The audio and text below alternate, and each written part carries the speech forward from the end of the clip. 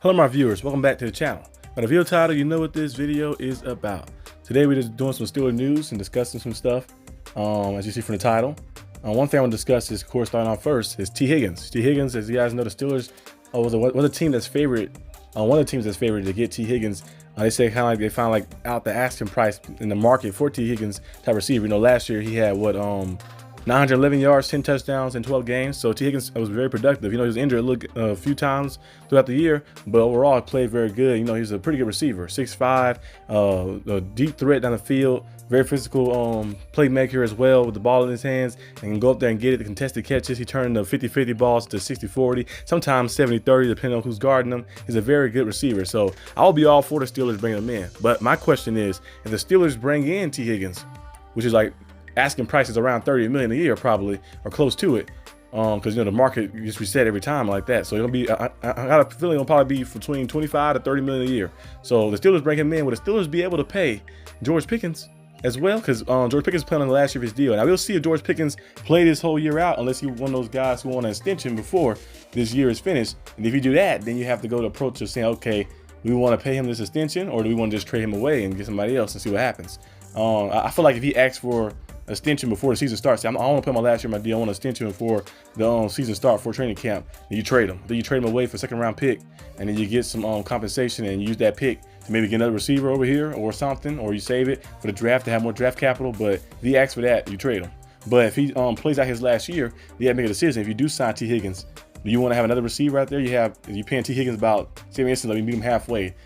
Pay him about 27, 28 million, like that, around that range. And then you have to pay George Pickens probably 20 million a year too, because it probably, or 20 to 25 million a year, depending on what happens. Yeah, pay him that money too. Would you be able to pay both of those guys?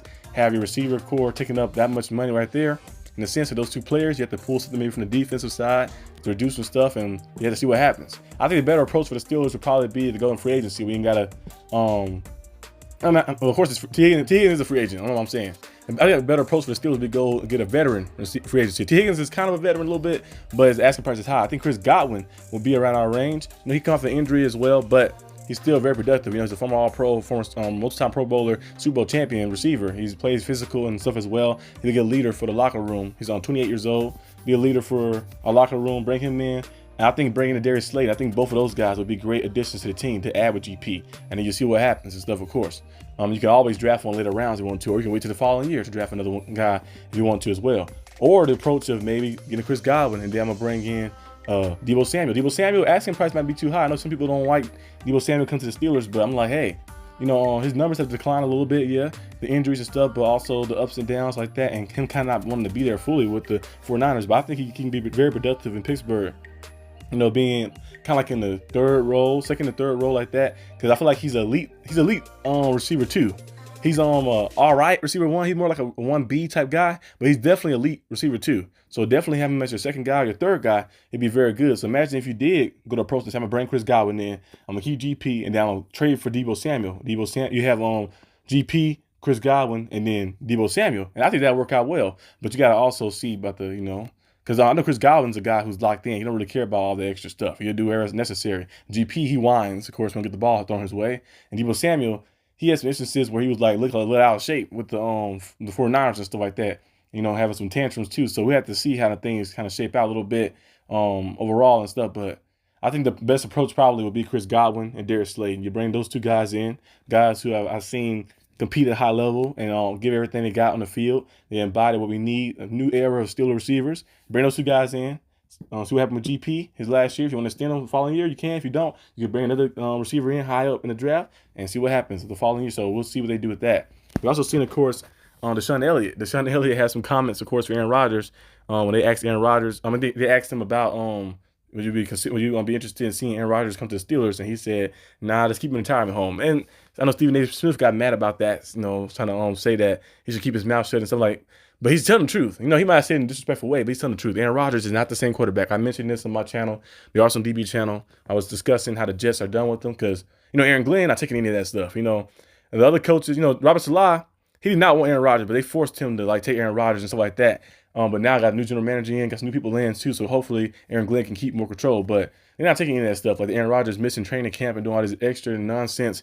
And the Steelers definitely have to deal with that either. I know they're not about to deal with all that extra stuff. Aaron Rodgers coming and skipping training camp, and he's doing all this extra stuff, interviews throughout. Kind of like little Big Ben was doing a little bit. And remember, they canceled Big Ben radio show eventually. Cause like, you can't go on the radio show throwing your teammates under the bus instead of get your ass whooped in the locker room by somebody and then cause a ruckus or something. I'm like throwing your teammates under the bus and doing different things. Like I mentioned before, Aaron Rodgers is never a good leader. He's a great player, one of the greatest quarterbacks of all time, but he never was a good leader. So I would not want him as the Steelers quarterback. First of all, he's a little older now, and I think we're not in position to bring a guy like that in because it'd be kind of pointless a little bit because you probably have to trade for him. I think Allen's going to be a free agent unless the team don't release him, but you have to trade for him. And plus, we'll be in the same predicament because he's not going to play forever. Like the man literally said before he came back to the Jets, he said, I went to the darkness. I was 70% retired, but I came back. I'm like, okay, if you're 70% retired, it means your foot already at the door. So I would not be interested in Aaron Rodgers trade. Deshaun Elliott said it kind of disrespectfully, but hey, it is what it is, I think, he might even go to retirement home because he hasn't been playing too good. But we'll see what happens. But I also want to discuss, of course, just the coaching situation. The Steelers did add, of course, I think they brought back the DB coach, so that's pretty good and stuff as well. It was Glenn Alexander, right? Alexander, right there. They brought him back. Hopefully make some more moves too. I need us to make a move for the defensive coordinator. We do that, then I feel more confident about the team moving forward and stuff as well. If you don't do that, it means you could tempt to see where the team's at. And yes, the defense had moments throughout the year, early in the year, they was very good, but I feel like they got too stale a little bit and playing that soft zone coverage is getting eaten alive. Like we have the talent and the depth to play man-to-man defense, but we keep trying to play in the zone defense and getting eaten up and stuff.